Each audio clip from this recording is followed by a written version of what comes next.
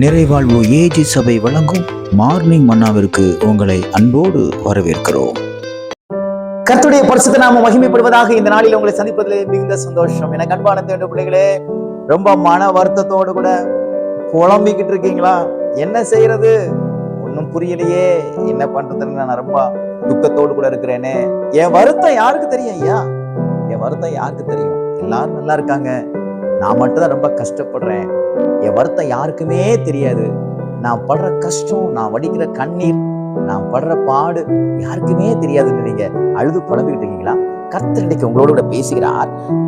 நியாயாதிபதியின் புஸ்தகம் 10வது அதிகாரம் 16வது வசனத்துடைய கடைசி பகுதி இப்படியாக சொல்கிறது: கர்த்தருக்கு ஆராதனை செய்தார்கள், அப்பொழுது அவர் இஸ்ரவேலின் வருத்தத்தை பார்த்து மனதுருகினார்.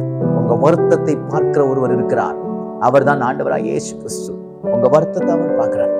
அம்மா, நீங்க படுற வருத்தம் உங்க அம்மாவுக்கு தெரியாம இருக்கலாம், உங்க அப்பாவுக்கு தெரியாம இருக்கலாம். நீங்க இருதயத்துக்குள்ள படுற வேதனை, அங்கலாய்ப்பு, யாரும் இல்லாத நேரத்துல நீங்க வீட்டுல உட்கார்ந்து அழுகிறீங்க பாருங்க.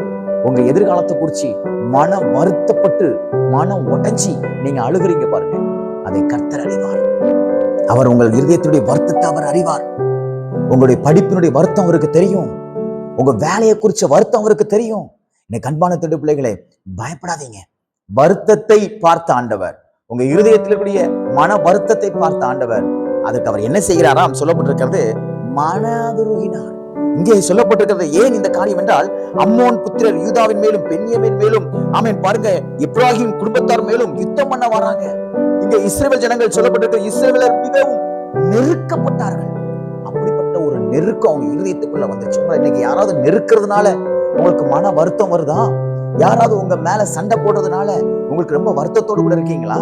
இன்றைக்கு கர்த்தர் சொல்லுகிறார், உன் மேல நீ என்னென்ன வருத்தத்தோட இருக்கியோ அந்த வருத்தத்தை எல்லாம் இன்றைக்கு நான் நீக்கி போடுகிறேன்.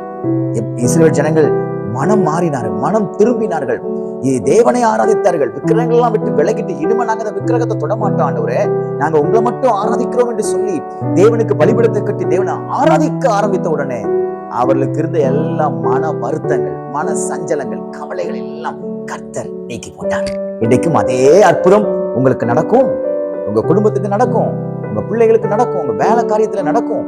நீங்க என்னென்ன காரியத்தை குறிச்சு மன வருத்தத்தோடு இருக்கீங்களோ அந்த மன வருத்தத்தை எல்லாம் வானத்தையும் பூமி உண்டாக்கின கர்த்தர் நீக்கி போடுவார். அது பணத்தினால வரக்கூடிய வருத்தமா இருக்கலாம், அல்லது சில மனுஷனால வரக்கூடிய வருத்தமாக இருக்கலாம், சில விதமான விசாரிப்பற்ற ஒரு அனாதையை போல இருக்கக்கூடிய வருத்தமாக இருக்கலாம், எல்லாம் லாஸ் ஆகி எதுவுமே எனக்கு வாய்க்கவில்லை என்கிற ஒரு பெரிய வருத்தத்தோடு இருக்கலாம். அந்த எல்லா மன வருத்தத்தையும் கர்த்தர் நீக்கி போட்டு உங்க மேல இறக்கப்பட்டு உங்களுக்கு அற்புதங்களை செய்வார். இந்த நாள் தேவனிடத்திலிருந்து இரக்கத்தை பெற்றுக்கொள்கிற நாளாய், ஒரு பெரிய வருத்தம் நீங்கி சந்தோஷத்தின் நாளாக தேவன் மாற்றிக் கொடுப்பாராக. God bless you.